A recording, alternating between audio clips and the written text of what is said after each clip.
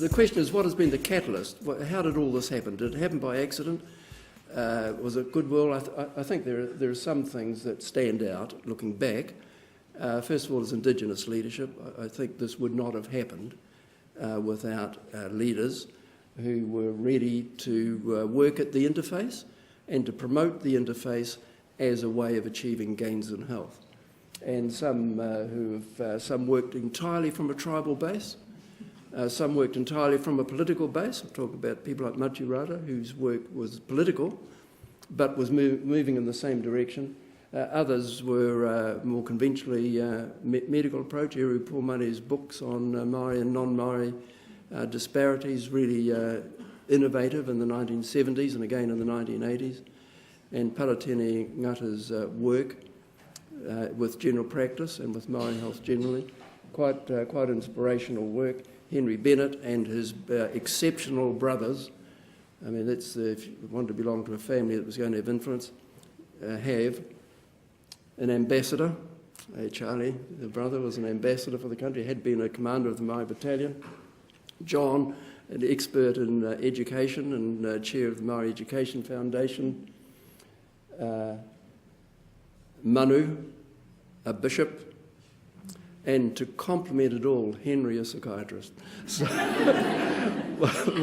what better combination? But there you see, in one family, a range of skills, all of which were contributing, so that you can't see the gains in Maori health as just being a health sector thing. It really worked right across a whole range of skills and initiatives. So what are we looking at if we're talking about leadership tomorrow? What are the things that are going to be important? You want leaders who like change and who want to embrace change. It's great to live in the past, but it's no good trying to live. It's great to think about the past, but it's not a good place to live. No electric blankets.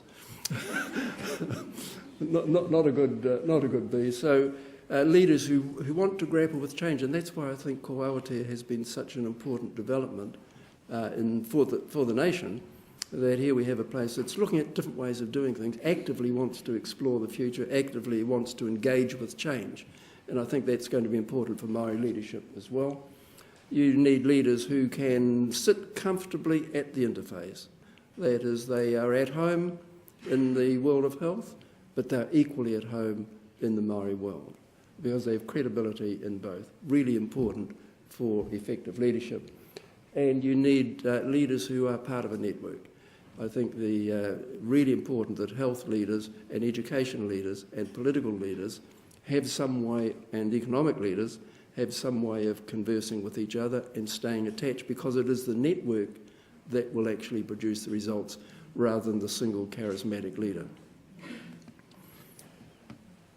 The other point I've referred this, that health, as I said, is part of a wider picture of development. And if the health sector gets out of touch with what's happening in the Maori world generally, then it will not be able to affect the changes that it wants to achieve. Health has got to be aligned to all aspects, all other aspects of Maori development, and there's got to be a forum and a way in which that can be done. Positive attitudes too, really important. I think probably the turning point was 1984, when the Hui Taumata was held, and there was a major decision by Maori leaders that we've got to stop thinking about Maori people as dependents on the state and who are just a series of accidents waiting to happen, and that they're not going to do very well. The really important need, and I think this is true for people working in the health sector, really important for school teachers, is that we've got to stop thinking that this Maori kid is never going to do any good, to having high hopes for our children. Expectation is a critical factor in producing good results in education and, to an extent, in health. So replace the low expectations with high hopes, replace the focus on Maori at risk with the focus on what Maori can attain, and move away entirely from looking at disease as our number one focus, to looking at well-being as what we should aspire to.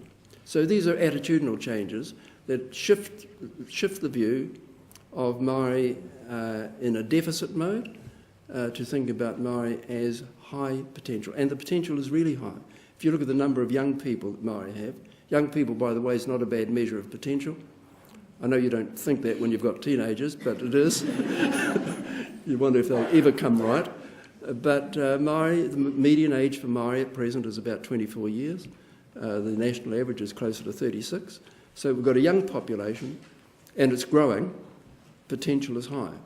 We should not be seeing Maori children as liabilities or likely to fail in school, but as kids who have got great potential, and their potential will be our potential.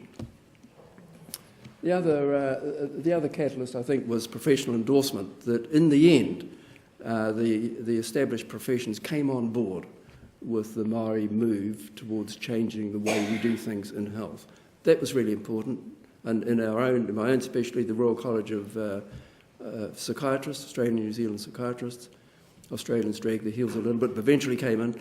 They thought that this, they supported this, they've endorsed this, they've established a council within the broader council, and so have the Australians established an Aboriginal council within the broader framework of the college. And that's been true for the nurses. Te Kauni Hera is a Maori branch of the nursing group. Te Ora, a Maori group of branch of doctors, medical practitioners. So I think the professions have endorsed the approach. That was really important. So it's not an antithetical approach, but one which is supported and endorsed. Everyone's aiming for the best gains in health. That's what the whole thing's about, getting the best health outcomes. And of course, helpful if the government's got a bit of money to help this along, and they did. I think we've had successive governments who have identified Maori health as a priority. It's not always matched by the extent of the resource, but the aspirations are high. And I think that's been really important too, to be able to say that there is government policies which endorse Maori health and will not tolerate disparities of the extent that we have. Well, where to from here? Just quickly, because Bernard's about to ask me to leave the stage, but four things that come up, challenges I think that we have yet to face, have got yet to get good at. We've faced them, but we haven't done as much about them as we could. The notion of integrated care, early intervention, I'm talking about mental health primarily, how to convert this awareness that I talked about into action, and how to sustain and develop the workforce. And just a couple of points on them. Promoting integrated health, we have a long way to go before we have an integrated system that, even within the health sector, is still quite, the subsectors in health are pretty strong. The talk we heard immediately before this one, which looked at better ways of communicating between systems, I think really important, because we don't have an integrated system, let alone integration between sectors. It's a flip of the coin sometimes as to whether a person with mental health problems goes to prison. It's handled by the Ministry of Social Development, SIFs, or finishes up in a mental health facility, or, more often, nothing happens. And there was a survey done a few years ago which showed that very high levels of mental disorder in Maoris, close to 50% don't have any management, any treatment at all. So we've got to, integrating health with other sectors, there's some challenges there, but there's a really interesting program running which tries to do that, and it's called Whānau Ora. You may have heard about it, but it's come really out of the notion that for many families there's a whole lot of agencies involved from different sectors, and even within one sector there'll be the diabetes nurse, the home care nurse, the immunisation person, all calling, but no, as well as the truancy officer and someone from probation, but no one taking an overall view, so that often the main point is lost. And Whānau Ora really says we've got to do better than that. If we're going to provide help to families, it's got to make sense to families, and it won't make sense if it's delivered in a fragmented and often conflicting way. And the point of Whānau Ora is to try and develop a system where that integration can take place. It's hard because it's really asking government departments to unbundle their funds, put them in another fund, and go about contracting in a different way. The first lot of contractors are rolling out now, and they're all excited about it. It's not going to be easy, but it is a different way of doing things. In the end, it says that the best people to promote health are going to be families. If you want to promote good, healthy eating, it's fine to have a campaign. It's much, much better if that is the norm within a whānau, within a family. So the other aim of whānau ora is to move beyond crisis intervention, which we do a lot of, to actually building whānau capability.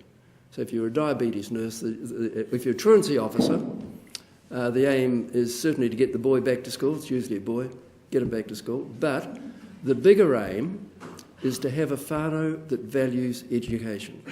Then you're into sustaining the gain, and we haven't been really good at taking that next step. That's what whānau ora is aiming to do. It moves away from focusing on what's wrong to focusing on what could be right. And for example, to all the D's on one side and all the P's on the other.